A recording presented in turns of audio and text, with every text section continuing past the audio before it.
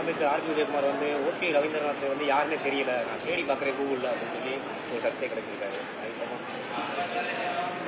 ஏற்கனவே நான் சொல்லிவிட்டேன், உதயகுமாருக்கு பதில் சொல்லுங்கள் என்று.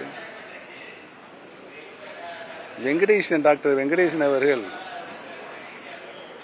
பாசறையினுடைய மாநில செயலாளராக இருந்த பொழுது என் மகன் ரவீந்திரநாத்தையும் ஜெயபிரதீப்பையும் அழைத்து, யாராவது ஒருவர் தேனி மாவட்டத்தில் மாவட்ட செயலாளராக நான் போடுகிறேன் என்று சொல்லியிருக்கிறார்கள்.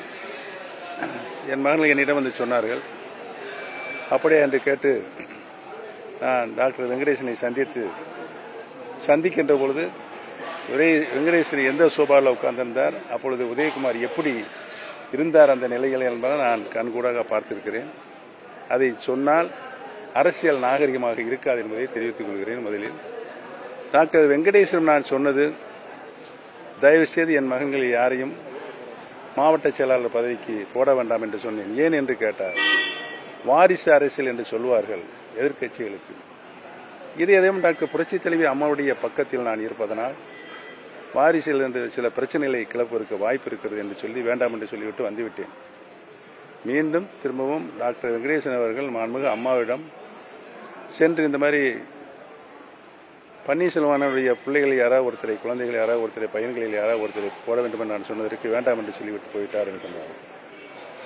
அம்மா அவர்களும் ஏன் வேண்டாம் என்று சொல்லுகிறார், போடுப்பா ஒன்றும் பிரச்சனை இல்லை அப்படின்னு சொல்லி நான் சொன்னேன் பன்னீர்செல்வத்துக்கு சொல்லிட்டாங்க.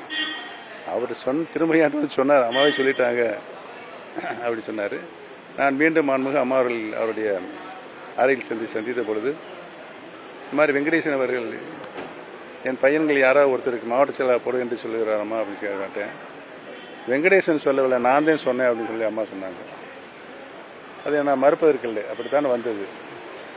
ஆக 2008 காலத்தில் இதையும் டாக்டர் புரட்சித் தலைவி அம்மா அவர்களே, நான் தான் பன்னீர்செல்வத்தினுடைய பையனுக்கு மாவட்ட செயலாளர் போடுவதற்கு உத்தரவிட்டேன் என்று சொல்லியிருக்கிறார்கள். மாண்புமிகு அம்மா அவர்களுக்கு அடையாளம் தெரிந்தால் போதும். உதயகுமார் எப்படி சொல்றதே புரியவில்லை. அவர் எப்படி வந்தார் என்பதெல்லாம் உங்களுக்கு மதுரையில் வசிக்கின்ற உங்களுக்கு நன்றாகவே தெரியும். ஆக அம்மாவே உத்தரவு போட்டது பின்னால் யாருடைய சிபாரிசு எங்களுக்கு தேவையில்லை. இனிமேல் உதயகுமார் எங்களை பற்றி பேசுவதை நிறுத்திக் கொள்ள வேண்டும்.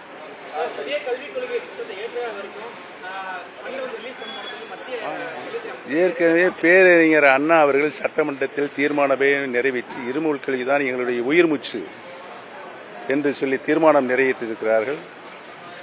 புரட்சி தலைவர் அவர்கள் காலத்திலும் இருமொழிக் கொள்கைதான் நம்முடைய தலையாய கொள்கையாக இருந்தது. இதையும் டாக்டர் புரட்சி தலைவி அம்மா அவர்களும் சட்டமன்றத்தில் அறிவித்து மாண்புமிகு அம்மா அவர்களும் தீர்மானமாக நிறைவேற்றி டெல்லிக்கு அனுப்பியிருக்கிறார்கள். நான் முதலமைச்சராக இருந்தபொழுது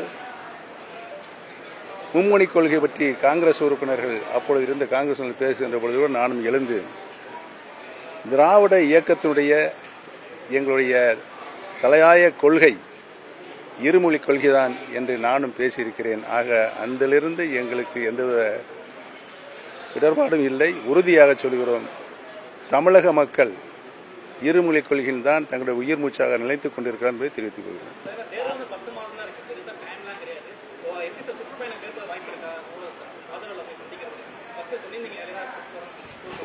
உறுதியாக சுற்றுப்பயணம் சென்று வாக்காளர்களை சந்திக்கின்ற வாய்ப்பு உறுதியாக இருக்கும் என்பதை தெரிவித்துக் கொள்கிறேன்.